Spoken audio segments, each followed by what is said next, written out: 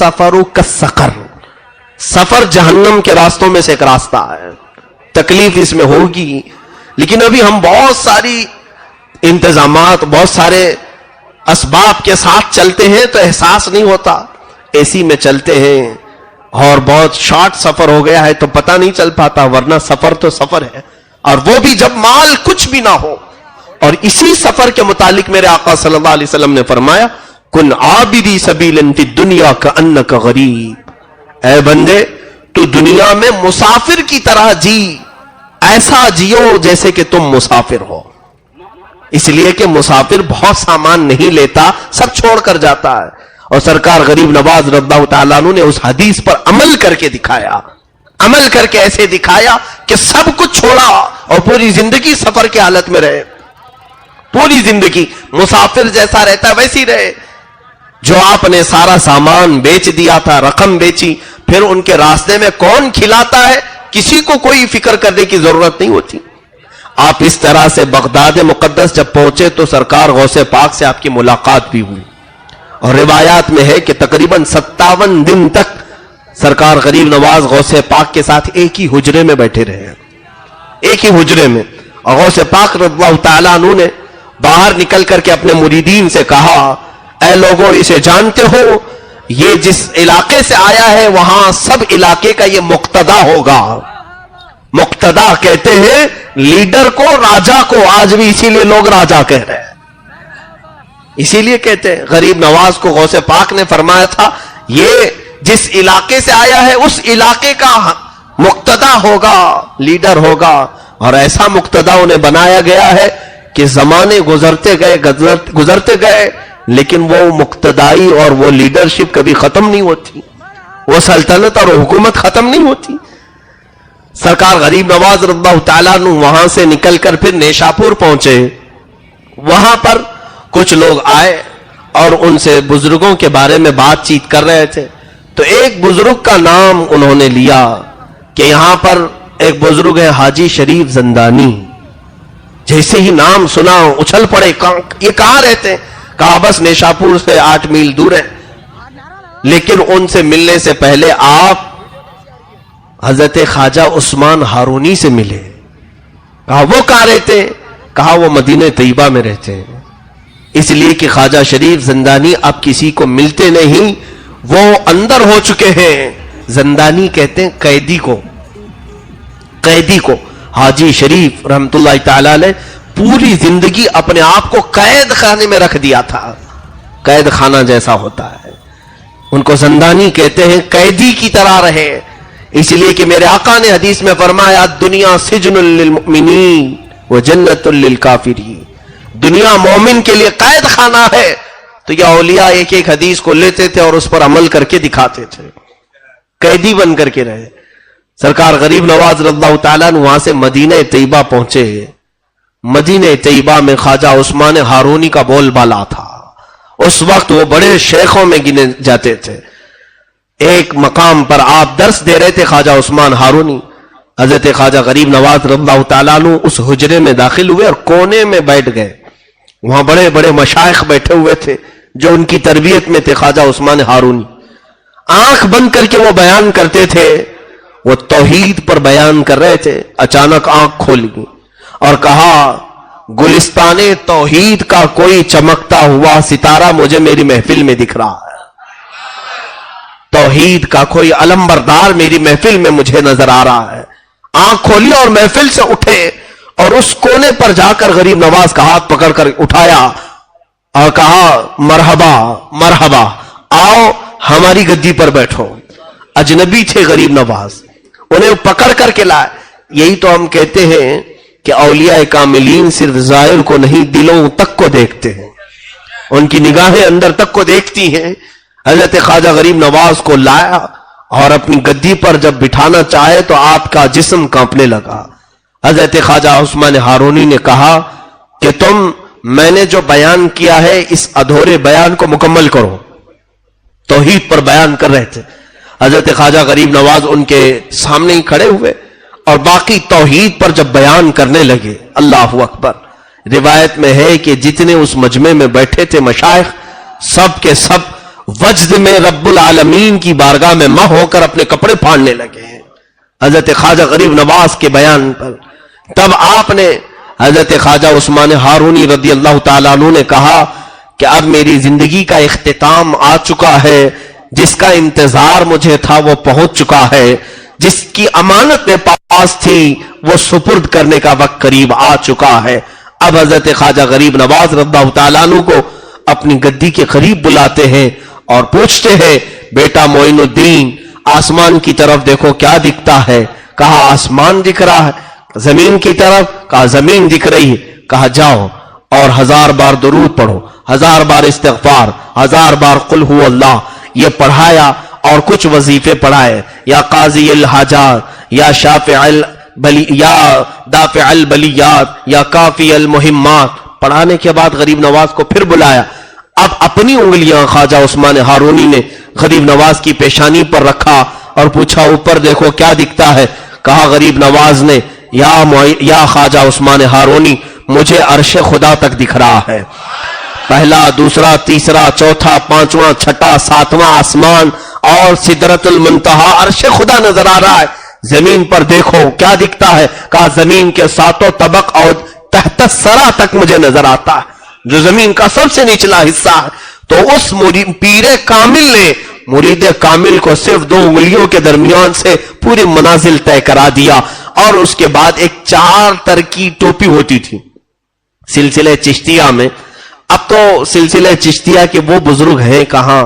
ہوں گے، یقیناً ہوں گے، لیکن آپ مجاوروں کو سلسلہ چشتیہ کے بزرگ مت سمجھ لینا. مجاور الگ چیز ہے، بزرگ الگ چیز ہے. مجاور کہتے ہیں آس پاس رہنے والے کو، یعنی جو بھی آس پاس رہتے ہیں. ابھی جیسے آپ سب میرے مجاور ہیں، میں آپ کا مجاور ہوں، یعنی قریب رہنے والے کو کہتے ہیں. بعد میں یہ نہیں کہنا کہ مفتی صاحب نے پورے پاک سائٹ والوں کو اپنا مجاور بنایا ہے. مجاور پڑوسی کو کہتے ہیں، پڑوسی. تو بہرحال غریب نواز رضی اللہ تعالیٰ عنہ کا سلسلہ چشتیہ جو ہے اس میں ایک 4 تر کی ٹوپی دی جاتی ہے. 4 تر کی ٹوپی کیا ہے؟ وہ حضرت خواجہ عثمان ہارونی رضی اللہ تعالیٰ عنہ نے وصیت کر کے دی ہے. ترک کا مطلب چھوڑ دینا، ترک کرنا، چھوڑ دینا. سب سے پہلی چیز ترک معاصی، ہر طرح کے شبہ اور حرام چیز کو بھی ترک کر دینا، ایک ترک. دوسرا ترک ہے دنیا کی ضرورت کی چیزیں بھی ترک کر دینا سوائے زندگی گزارنے کے. یعنی یوں سمجھ لیں کہ بہت سارا گھر بنانا، گاڑی بنگلے، یہ ساری چیزیں، یہ ترک، دوسرا ترک. تیسرا ترک آخرت کی زندگی کو بھی ترک کرنا اس میں لکھا گیا. حالانکہ سب جگہ مقصود ہے کیا؟ آخرت. لیکن سلسلہ چشتیہ میں فرمایا گیا آخرت کا ترک، یعنی تمہیں روز محشر کا وہ خوف نہ ستائے، سورج کے قریب ہونے کا ڈر، جہنم کے ہولناک ہونے کا ڈر، زمین کے پیتل اور تانبے کا ہونے کا ڈر، یہ سب ڈر نکلے. آخرت کو اگر یاد کرے تو صرف اپنے خدا کے لیے، صرف میرے رب العالمین کے لیے، باقی سب چیزیں ترک. 3 ترک. اور چوتھا ترک ہے خواہشات نفس. فرماتے ہیں جو چیز تمہارا نفس پسند کرے اسے ترک کرنا. وہ کہتے ہیں جب 4 یہ ترک کوئی کر دے تو اسے سلسلہ چشتیہ کی 4 ترکی ٹوپی پہنائی جاتی تھی. وہ حضرت خواجہ غریب نواز کو ان کے مرشد نے پہنائی. اب یہاں کسی کو بھی پکڑ کے پہنا دیتے ہیں جو سارے خواہشات کا بادشاہ ہے، شیطانوں کو بھی پہناتے ہیں معاذ اللہ رب العالمین. کوئی نیتا جائے، لیڈر جائے، اسے بھی غریب نواز کی وہ چھوٹی سی چادر کو لپیٹ دیتے ہیں. 4 تر کی ٹوپی تو اب ملے گی بھی نہیں. اس ٹوپی کا کمال بہت ہی عجیب ہے کہ مشائخ نے لکھا ہے کہ وہ 4 تر کی ٹوپی پہننے والا سلسلہ چشتیہ میں قبرستانوں کے پاس سے گزرتا تھا تو قبروں والے اٹھ کر بیٹھ جائیں اور قبروں کے حالات وہ دیکھ لیتا جس کو یہ ٹوپی پہنائی گئی، 4 تر کی ٹوپی. اس لیے کہ جب اس نے دنیا کو سب ترک کیا تب یہ ٹوپی اسے دستیاب ہو. یہ خرقہ خلافت ہے. بہرحال حضرت خواجہ غریب نواز رضی اللہ تعالیٰ عنہ مدینہ طیبہ میں اپنے شیخ، اپنے مرشد کی بارگاہ میں 2.5 سال تک رہے. آپ کے مرشد گرامی جب وفات پا چکے تو اس کے بعد حضور اکرم صلی اللہ تعالی علیہ وسلم کے دربار سے اتنا لگاؤ تھا کہ روزانہ غریب نواز میرے آقا صلی اللہ تعالی علیہ وسلم کے حاضری فرماتے اور دیدار فرماتے تھے، روز دیدار کرتے۔ وہ کیوں نہ دیدار کرے، ان کے وہ دادا بھی ہیں، ان کے وہ نانا بھی ہیں۔ سرکار دو عالم صلی اللہ تعالی علیہ وسلم کی اس عطا پر وہ خوش تھے مدینے میں۔ اچانک ایک دن حضور اکرم صلی اللہ تعالی علیہ وسلم کی زیارت میں مشغول تھے، رسول کریم صلی اللہ تعالی علیہ وسلم کا حکم آیا، معین الدین تمہیں مدینہ چھوڑنا ہوگا۔ بے اختیار رونے لگے، زار و قطار رونے لگے۔ کہا یا رسول اللہ مجھ سے خطا ہو گئی، مجھ سے کوئی گناہ ہو گیا۔ کہا نہ، خطا نہیں، بلکہ میری خوشبو تمہیں ہند تک پہنچانا ہوگا۔ حضور صلی اللہ تعالی علیہ وسلم نے جب سرکار غریب نواز کو ان کے خواب میں یہ بشارت دی تو ہندوستان سرکار غریب نواز اس وقت آئے بھی نہیں تھے۔ سنجر کا علاقہ ہندوستان میں نہیں آتا ہے، یہ ابھی ایران کے کچھ علاقوں میں یہ حصہ آتا ہے۔ آپ نے سرکار غریب نواز نے پوچھا یا رسول اللہ صلی اللہ تعالی علیہ وسلم، میں نہ ہندوستان کو جانتا ہوں نہ دیکھا ہوں، وہاں کے کسی علاقے کو میں پہچانتا نہیں، وہاں کے لوگوں کی طبیعت کفار و مشرکین کی سخت گیر ہے۔ رسول کریم صلی اللہ تعالی علیہ وسلم نے ان کے سامنے ہندوستان کا پورا نقشہ کھولا، راستے دکھائے، اور پھر فرمایا کہ اے معین الدین تیرا پڑاؤ اس علاقے میں ہوگا، یہ کہہ کر کے میرے آقا نے اجمیر معلیٰ بھی دکھایا۔ اسی لیے اعلیٰ حضرت فاضل بریلوی رحمۃ اللہ علیہ نے کتاب میں لکھا کہ دنیا میں کچھ وہ جگہ ہے جہاں پر دعا رد نہیں ہوتی، ان میں سے ایک جگہ اجمیر مقدس بھی ہے۔ کیوں؟ اس لیے کہ اجمیر لوگوں کا بنایا نہیں، غریب نواز کو میرے مصطفیٰ نے اشارہ کر کے بتایا ہے، تو جس طرف میرے آقا کا اشارہ جائے وہ دعاؤں کی قبولیت کی جگہ ہے۔ اجمیر معلیٰ کی طرف میرے آقا نے اشارہ کر کے بتایا کہ یہ تمہارے پڑاؤ، یہ تمہارے ٹھہرنے کی جگہ ہے۔ اب بس یہ اللہ والوں کی بات ہی ایسی ہے کہ اللہ اس کے رسول کے حکم کے آگے یہ سر خم تسلیم کرتے ہیں، سر جھکا لیا اور صبح اٹھتے ہی سفر کے لیے روانہ ہوئے۔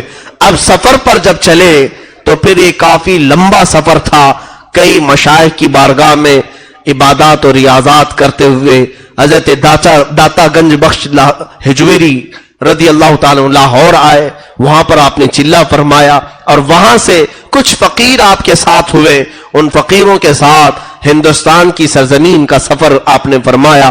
یہ وہ دور تھا جب یہاں پر راجے مہاراجے ہندوؤں کے اور بھی کئی علاقے کے کئی طرح کے مذہب والے یہاں پر جی رہے تھے، اور ان کی تانا شاہی، بادشاہی، ہر طرح کے ظلم و ستم کی کہانیاں بھی بڑی دراز ہیں۔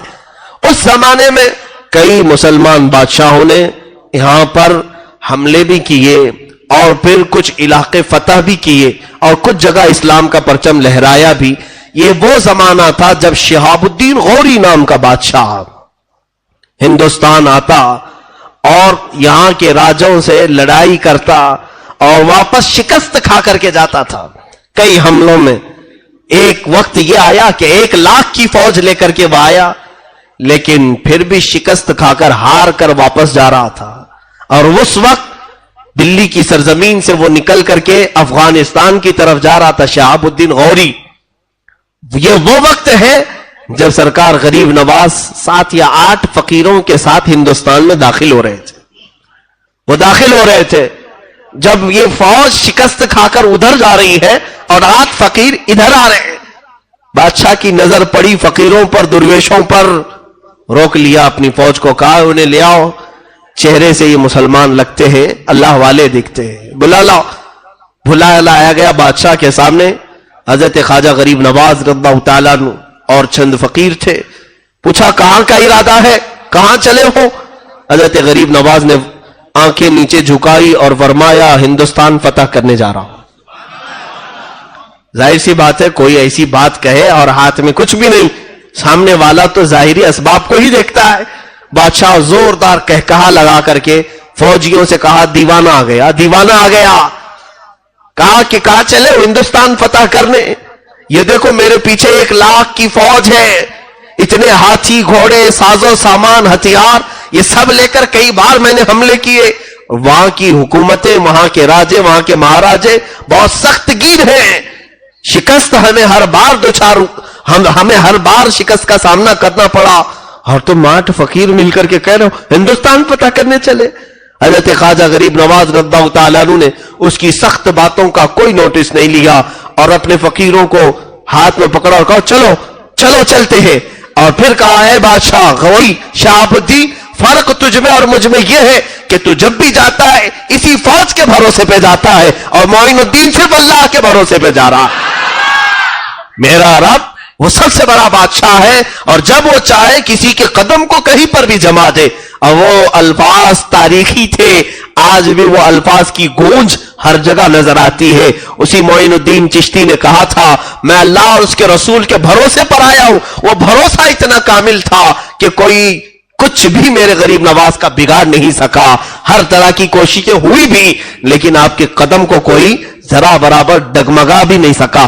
عزیزان گرامی, یہ توکل غریب نواز کی زندگی سے ملتا ہے کہ ہمیں بھی یہ چاہیے کہ زندگی کے کام و کاج اللہ کے بھروسے پر کرو, رب تعالیٰ کی ذات پر چھوڑو. کوئی کیا بگاڑے گا, کسی کی کیا مجال ہے, کیا حیثیت ہے. ظاہری طور پر کوئی اگر کچھ تکلیفیں پہنچائے تو یہ ہمارے آزمائشوں کا دور ہوتا ہے. رب تبارک و تعالیٰ جب کسی کو مقام دیتا ہے تو پہلے اسے آزمائش سے گزارتا ہے, امتحانات سے گزارتا ہے. حضرت خواجہ غریب نواز رضی اللہ تعالیٰ عنہ کی سیرت پر بہت ساری باتیں ہیں لیکن میں آج مختصر سے آپ کو گھیر دوں. اجمیر معلیٰ پہنچے تو یہاں بہت سارے مقابلے بھی ہوئے جادوگروں سے اور بہت سارے راجوں سے. کبھی انہوں نے پانی روکا, کبھی کھانا روکا, کبھی آپ کی جھوپڑیاں اجاڑ دیں, کبھی پتھر آپ کے اوپر ڈالے, سب کر کے دیکھ لیا لیکن وہ فقیر جہاں بیٹھا تھا بیٹھا ہی رہ گیا. وہ درویش جہاں پر تھا آج تک ہے. یہ لوگوں کو ان سے بھی سبق لینا چاہیے.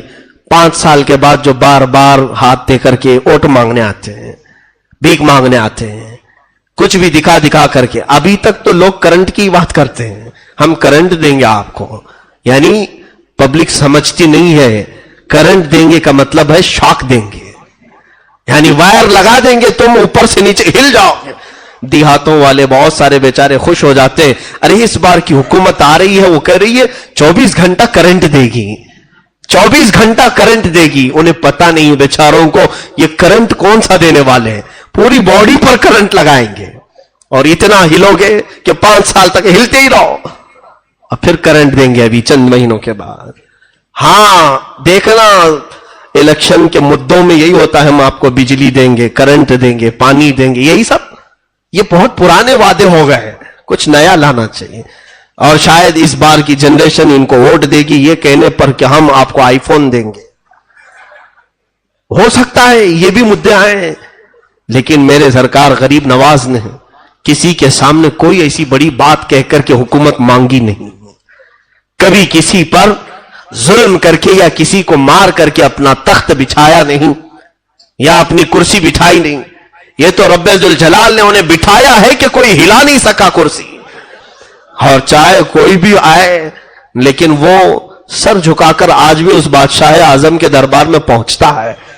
انگریزوں میں جب یہاں 200 سال تک تھے, ایک بڑا مشہور رائٹر ہے, انگریز تاریخ لکھتا ہے, وہ واپس انگلینڈ جا کر کے ایک کتاب لکھا ہے اور کہا ہے ہندوستان میں بہت عجیب و غریب چیزیں میں نے دیکھا ہے, تاج محل ہے, فلاں محل ہے, اور بھی بہت ساری چیزیں, لیکن ایک بہت انہونی بات مجھے نظر آئی. اس تاریخ میں وہ لکھتا ہے کہ راجستھان کا علاقہ اور اجمیر ایک شہر ہے, وہاں پر ایک قبر بنی ہے اور وہ سب پر حکومت کر رہی ہے.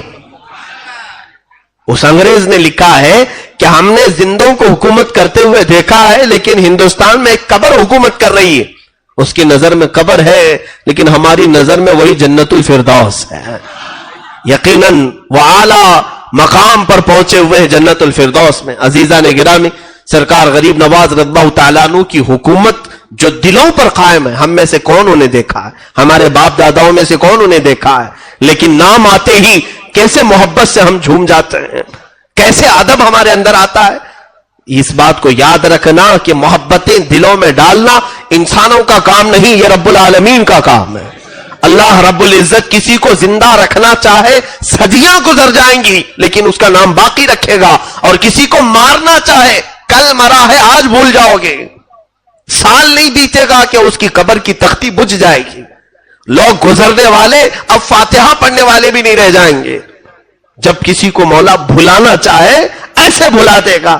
کیا ہندوستان کی تاریخ میں ایسے بڑے بڑے بادشاہ نہیں آئے؟ میں سب کی بات کر رہا ہوں، چاہے وہ کافر ہو چاہے مسلمان ہو، جنہوں نے نفع کا کام کیا انہیں اللہ نے ہمیشہ باقی رکھا، اور جنہوں نے تکلیف پہنچائی اور کچرے کا کام کیا ہے انہیں اللہ تعالیٰ نے ذلیل کیا اور برباد کیا۔ کچھ لوگوں کے نام اگر برائی سے آج لیے بھی جاتے ہیں تو اس لیے کہ لوگوں کو عبرت ہو جائے کہ تم ایسے نہ بنو۔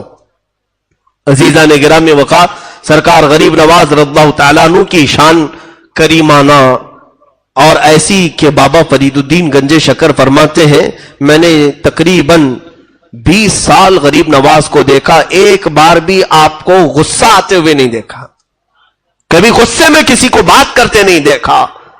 جب کبھی کوئی آتا، حتیٰ کہ آپ کی مجلس میں ایک مرتبہ ایک آدمی قتل کرنے کے ارادے سے چھری اندر لے کر کے آیا ہے زہر میں اچھی طرح سے بجھا کر کے، اور محفل میں بیٹھے اور لوگ اٹھتے گئے، اسے اچھا موقع تھا، سرکار غریب نواز نے اپنا چہرہ اٹھایا اور اس کی طرف دیکھ کر کہا میاں جس کام کے لیے آئے وہ کام پورا کر لو، آپ جس کام کے لیے آئے وہ پورا کر لو۔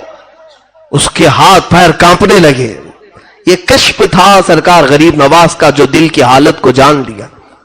کہا اٹھو جس کام کے لیے تم آئے وہ پورا کر لو۔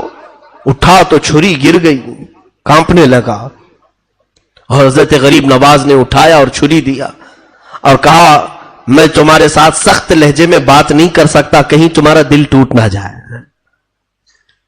اور یہی وہ محبت کے جملے تھے جو اس کا دل پگھلا گئے، اور ایسا مرید ہوا کہ زندگی بھر غریب نواز کے ساتھ رہا، اور آپ نے اسے حج بھی بھیجا، اور حج کے دوران اس کا انتقال ہوا، مکہ مکرمہ میں اس کے دفن بھی ہوا، جس نے قتل کے ارادہ کیا۔ یعنی سچ بتاؤ کہ غریب نواز کی سیرت سننے کے بعد میرے آقا کی یاد آتی ہے نہیں؟ رسول کریم صلی اللہ علیہ وسلم، بچپن کا حال ہے، بچپن میں چھوٹے سی عمر میں سرکار غریب نواز رضی اللہ تعالیٰ عنہ کے والدین بہت اچھے خوشحال گھرانے میں تھے۔ جب آپ عیدگاہ جا رہے تھے تو ایک بچے کو دیکھا جو پھٹے پرانے کپڑوں میں رو رہا تھا عیدگاہ میں۔ غریب نواز رضی اللہ تعالیٰ عنہ نے اس کا ہاتھ پکڑا اور پھر کیا بات کی، کہا کہ دیکھو آج عید ہے، ایسا کرتے ہیں آدھا آدھا کر لیتے ہیں، آدھے میرے کپڑے تم لے لو، آدھے تمہارے کپڑے مجھے دے دو۔ اپنے آدھے کپڑے اسے دے دیے، جبہ اسے دیا، نیچے کی تہبند یا جو بھی رہی وہ آپ نے عمدہ قسم کی پہنی، اور پھٹا ہوا اس کا کپڑا اپنے زیب تین کر لیا اور اپنا اس کو دیا، اور کہا یوں مت سمجھنا کہ میں سب دے دیا، آدھا تیرا آدھا میرا، دونوں ہم برابر برابر ہیں۔ یہ بچپنے کے حالت میں غریب نواز، اسی لیے غریب نوازی جو ہے آپ کی پیدائشی تھی۔ اور یہاں پر حال یہ تھا، سرکار غریب نواز رضی اللہ تعالیٰ عنہ کے دربار عالی جاہ میں جب کبھی کوئی ضرورت مند آیا تو کبھی آپ نے اسے نہ نہیں کہا۔ آپ کے لنگر خانے میں پکانے والا جو باورچی ہے وہ بھی اللہ کے ولی تھے، وہ کہتے جب جب لنگر خانے میں مال کی ضرورت ہوتی میں آتا حضور غریب نواز کے پاس پیسہ مانگنے کے لیے، آپ مصلح اٹھاتے اور کہتے کہ جو ضرورت ہو لے لو۔ کبھی غریب نواز نہ مصلح کے نیچے دیکھتے تھے اور نہ کبھی میرے ہاتھ کی طرف کہ کتنا لیا ہے، میں ان کے مصلح کے نیچے سے جتنا مال ملتا تھا سب لیتا، اور ضرورت کے بھر میں لنگر خانے میں چیزیں لاتا۔ پوری زندگی گزری، کبھی نہ لنگر خانے میں مجھے کوئی چیز لانے میں کمی نہیں ہوئی، اور کبھی سرکار غریب نواز نے مجھ سے سوال نہیں کیا، مجھ سے حساب بھی نہیں لیا۔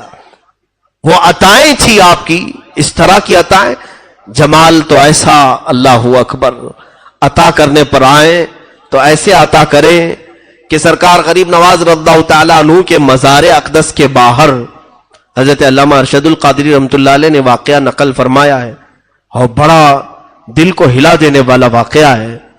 فرماتے ہیں کہ آپ کے دربار کے سامنے بھی ایک ولی تھے۔ اولیاء میں دو کیٹیگریاں ہیں، کچھ اولیاء جمالی ہوتے ہیں، کچھ جلالی ہوتے ہیں، کچھ کی مزاج میں شدت ہے، کچھ کی مزاج میں نرمی ہے۔ حضرت غریب نواز رضی اللہ تعالیٰ عنہ کے دروازے کے باہر آج بھی ایک مزار تھا. وہ ایک بہت بڑے ولی کامل تھے سلسلے چشتیہ کے, ان کی بھی قبر وہاں پر تھی. ان کی بھی قبر, ظاہر سی بات ہے ہر کوئی اپنے پیر کے آس پاس دفن ہونے کو پسند کرتا ہے, وہ ولی بھی وہیں دفن تھے. ایک زمانے میں ایک خاتون غریب نواز کی بارگاہ میں منتیں کر کر کے, دعائیں کر کر کے ایک بچہ مانگی تھی. بچے کی ولادت ہوئی. اللہ ہی دیتا ہے, دربار اولیاء سے دیتا ہے. رب تعالیٰ ان کی باتوں کو پسند فرماتا ہے. اور وہ عورت اپنے بچے, 1 سال کے بچے کو لے کر کے آئی تھی شکرانے کے لیے اجمیر معلیٰ میں, غریب نواز سرکار کے دربار میں. لیکن وہ باہر ہی ابھی بیٹھی تھی. جو ولی کامل غریب نواز کے سلسلے میں تھے, ان کا نام میں ذکر نہیں کر رہا ہوں, وہ باہر جہاں ان کی قبر تھی وہاں وہ عورت بیٹھی تھی. ان کی قبر کے پاس بچے نے پیشاب کر دیا. بچہ بچہ ہوتا ہے, اب جب پیشاب قبر پر بہنے لگا تو اچانک قبر سے ایک ایسا اچھال آیا کہ بچہ ہوا میں اڑا, نیچے گرا اور سر پھٹ گیا. اسی وقت بچے کی آہیں نکلی اور سانس بند ہو گئی. بچے کے دل کی دھڑکنیں بند. وہ عورت بے ساختہ پکارنے لگی. بڑی منتوں کے ساتھ ایک بچہ ملا تھا. بچے نے جو غلطی کی لیکن یہ بچہ یہی مر گیا اجمیر میں. وہ رونے لگی سرکار غریب نواز کے دربار. یہ وفات کے بعد کی بات بتا رہا ہوں. بہت رو کر کے کہنے لگی کہ جب آپ کے ہی دربار سے بھیک مانگ کر میں گئی تھی تو اللہ نے مجھے بیٹا عطا کیا, اور اگر یہ واپس ہی جانا تھا تو پھر یہ بچہ آیا کیوں جو میری آنکھوں کو اتنے دن ٹھنڈک پہنچایا. میں کیسے صبر کروں گی, کیسے برداشت کروں گی. یہ کہتے کہتے وہ تھک ہار کر کے غریب نواز سرکار کی چوکھٹ پر گر گئی. تو اس کے بعد اچانک فقیروں میں آواز آئی, بچہ حرکت کر رہا ہے, بچہ حرکت کر رہا ہے. جب آ کر کے اٹھا کر کے دیکھے تو وہ بچہ زندہ تھا, اس کی سانسیں چل رہی تھی. رونے لگا اور وہ بچے کو سینے سے لگا کر دوسری طرف پانی پلانے کے لیے گئی. ساری بھیڑ اس بچے کو دیکھنے گئی. اچانک اس ولی کی قبر پھٹ گئی جو دروازے کے باہر تھے. قبر پھٹی اور وہاں سے ایک بزرگ نکلے اور کسی کو دکھائی نہ پڑے, اوجھل ہو گئے اور قبر ویسی کی ویسی رہ گئی. اور اس کو بعد میں لوگوں نے ڈھانک دیا. موجود مشائخ اور اولیاء جو تھے ان سے لوگوں نے سوال کیا کہ کیا ماجرا, ہمیں کچھ سمجھ میں نہیں آیا. تو ان بزرگوں نے ڈرتے ڈرتے کہا بات در حقیقت بادشاہ اعظم کی ہے, سلطان اعظم کی ہے. یہ خاتون آئی تھی, یقیناً ان سے مانگا تھا غریب نواز سے. سلطان کی عطا تھی, غریب نواز کی عطا تھی جو بچہ دیا. وہ شکرانے کے لیے آئی لیکن اس کے بچے نے پیشاب کر کے ان کے دربار میں رہنے والے ایک ولی کی قبر کی بے حرمتی کر دی. تو اس ولی کو برداشت نہ ہوا, جلال میں انہوں نے قبر سے ہاتھ اٹھایا تو بچہ اچھل کر کے گرا اور مرا. لیکن سرکار غریب نواز کو اس خاتون کا رونا دیکھا نہ گیا اور غریب نواز نے رب ذوالجلال کی بارگاہ میں عرض کی, مولا اس بچے کو تقدیر شبہ مبرم سے تو عمر عطا فرما. رب تعالیٰ نے پھر سے اسے سانسیں جاری فرمائی اور جب بچہ زندہ ہوا غریب نواز نے اس اپنے سلسلے کے بزرگ سے مخاطب ہو کر کے فرمایا, اے میرے مرید, میرے سلسلے میں تو بیعت ہے, یقیناً تو بہت سالوں سے میرے پاس سو رہا ہے, لیکن یاد رکھ میرے پاس آنے والے ہر طرح کے لوگ آئیں گے, باادب بھی آئیں گے, بے ادب بھی آئیں گے. کسی کی بے ادبی تم سے دیکھی نہیں جاتی, اس لیے میرے دربار سے اٹھو اور بہت دور جا کے سو جاؤ. غریب نواز کا حکم آیا کہ میرے پاس آنے والے کئی طرح کے آئیں گے, تم سے ان کی بے ادبی بے دیکھی نہ جائے گی. اٹھو اپنی قبر سے دور جا کر کے سو. ان کی قبر پھٹی اور وہ اٹھے اور چلے گئے. وہاں قبر آج ہے ہی نہیں. علامہ ارشد القادری رحمت اللہ علیہ نے پورا واقعہ لکھا ہے.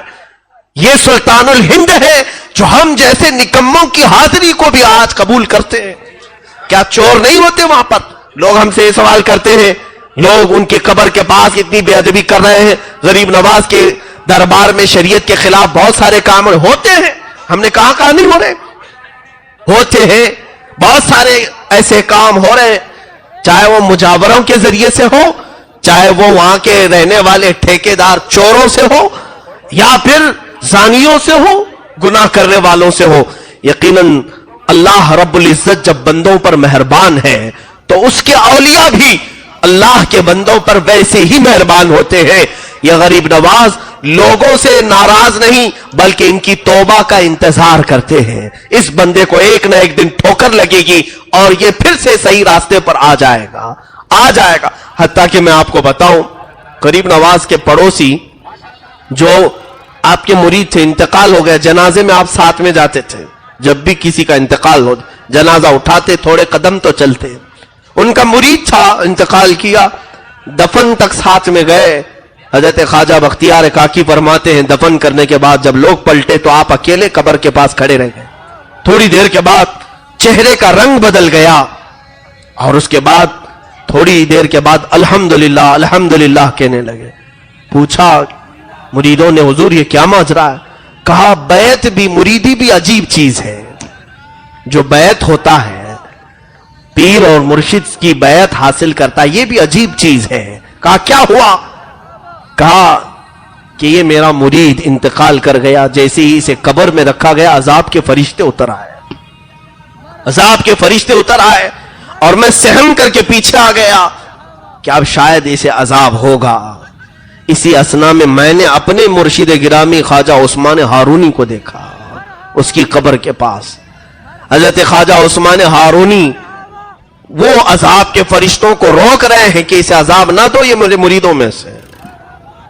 کہتے ہیں وہ فرشتے کہنے لگے تھا تو آپ کے مریدوں میں سے, لیکن آپ کے طریقے پر نہیں تھا, آپ کے راستے پر نہیں چل رہا تھا. حضرت خواجہ عثمان ہارونی نے کہا مجھے میرے رب سے ملنے دو, مجھے میرے رب سے بات کرنے دو. اور خواجہ عثمان ہارونی نے کہا اے رب العالمین, تو بھی جانتا ہے اور میں بھی جانتا ہوں اس چیز کو کہ یہ ہمارے طریقے پر نہیں چلا, لیکن اس نے دامن جو پکڑا تھا لوگ مجھے تانا دیں گے کہ عثمان ہارونی کا دامن پکڑا اور عذاب میں مبتلا ہو گیا. اے مولا, کیا تیرے دوست کو دنیا والے اس بارے میں تانا دیں تجھے گوارا ہے؟ رب العالمین کی طرف سے ندا ہے, اے عذاب کے فرشتوں چھوڑو, جاؤ تم دوسری جگہ پر, اس لیے کہ اس کا ہاتھ معین الدین کے دامن سے لگا ہوا ہے. سرکار غریب نواز نے خود یہ واقعہ بیان کیا, کہا بیعت بھی عجیب چیز ہے. وہ غریب نوازی آج تک قائم ہے. اللہ ہمیں وہ عظمت و ہیبت ہمارے سروں پر ہمیشہ سلامت رکھے. اور ادب ضرور رکھنا میرے عزیز و اجمیر جانے والوں سے گزارش ہے. اجمیر جا کر کے کوئی یہ نہ سوچنا کہ دل بہلا کر کے آ جاؤں. لوگ تھک جاتے ہیں تو سوچتے ہیں تھوڑا انٹرٹینمنٹ کر کے آؤں, ناچ گانے دیکھ کر کے آؤں. لوگ وہاں جا کر ہوٹلوں میں ٹی وی لگا کر بیٹھتے ہیں. اللہ کے ولی کے شہر میں جا کر, اللہ کے ولی کا شہر جہاں جاتے ہو آپ, یہ تو اجمیر مقدس ہے جہاں اولیاء کاملین پہنچتے ہیں. گلی کوچوں میں اولیاء ہوتے ہیں, اور وہاں ہم اگر بے ادبی کا مظاہرہ کرتے ہیں تو کہیں ایسا نہ ہو کہ قسمت ہمیشہ کے لیے محروم ہو جائے, ہمیشہ ہماری قسمت محروم نہ ہو جائے. اسی لیے ادب کا دائرہ ایسا ملحوظ رکھو. اللہ اکبر. اعلیٰ حضرت فاضل بریلوی کی بات آتی ہے. آج میں یہ بات کہنا ضرور چاہوں گا, کچھ بے وقوف قسم کے لوگ جو ان پڑھ ہیں, جاہل ہیں, اور مجدد دین و ملت فاضل بریلوی پر اعتراض کرتے ہیں کہ بریلی والے اجمیر کا ادب نہیں کرتے. جو نہیں کرتا وہ بریلوی ہے ہی نہیں, وہ اعلیٰ حضرت کا ہے ہی نہیں, وہ رضوی ہے ہی نہیں جس نے غریب نواز کی گستاخی کی. یہ میں بڑی ذمہ داری کے ساتھ بات کر رہا ہوں. سرکار اعلیٰ حضرت فاضل بریلوی کے جو برادر محترم علامہ حسن رضا بریلوی ہیں, ان کا شعر آج بھی غریب نواز کے آستانے پر لکھا ہوا ہے. خواجہ ہند وہ دربار ہے اعلیٰ تیرا, کبھی محروم نہیں مانگنے والا تیرا. کسی اور کا شعر نہیں, بریلی والے کا شعر ہے, آج بھی لکھا ہوا ہے. اب یہاں پر میں یہ بتانا چاہوں گا کہ ابھی تعصب بہت آ چکا ہے پیر پرستی کا اور نفس پرستی کا. کچھ لوگوں کو ایسا لگتا ہے ہم شریعت کی بات کریں گے تو دھندا پانی ان کا بند ہو جائے. ہم کہتے شوق سے مرید بناؤ, لیکن شریعت مصطفیٰ پر قائم ہو کر کے بناؤ. یہ بات ٹیڑھی ہے نا, ظاہر سی بات ہے. جب ہم یہ بات کہیں تو انہیں ایسا لگے گا کہ اب تو ہماری بہت ساری بندشیں یہ لگا رہا ہے, ہمیں عورتوں سے ملنے منع کرتا ہے, ہمیں ناجائز و حرام کام کرنے سے منع کرتا ہے, تو پھر ہم کیسے پیر رہیں گے؟ اس لیے دشمنی اعلیٰ حضرت سے کرتے ہیں. سرکار اعلی حضرت رضی اللہ تعالیٰ عنہ کے دربار معلّہ اجمیر معلّہ میں حاضری کے آداب میں اجمیر کے مقدس زمین پر موجود مشائخ سے ہی بیان کرتا ہوں. آج بھی وہاں موجود ہیں بہت سارے اچھے لوگ جو خاندان در خاندان روایتوں کو نقل کرتے ہوئے آ رہے ہیں. اعلی حضرت جب اجمیر پاک جاتے تھے حاضری کے لیے تو جو مزار پاک کا احاطہ ہے جہاں بھیڑ لگا کر کے مزار پر اچھل کود کرتے ہیں لوگ, اعلی حضرت چوکھٹ کے باہر کھڑے ہوتے تھے, اندر بھی نہیں جاتے تھے. مجاورین اس وقت کے جو جانتے تھے پہچانتے تھے, راستہ چھوڑ دیا اور کہا آئیے مولانا احمد رضا خان بریلی سے آپ آئیں, آپ کے علم کا بڑا شعرا سنتے ہیں, آپ اندر آئیے حاضری دیجئے. اعلی حضرت یوں زبان سے انگلی سے اشارہ کر خاموش کرواتے, خاموش ہو جاؤ. اور کیا لفظ کہتے تھے جانتے ہیں؟ اعلی حضرت یہ فرماتے کہ کتے کا کام دروازے پر رہنا ہوتا ہے, کتا مالکوں کے گھر کے اندر نہیں جاتا. اعلی حضرت نے یہی الفاظ غوث پاک کے دربار کے لیے استعمال کیے, تجھ سے در در سے سگ اور سگ سے ہے مجھ کو نسبت.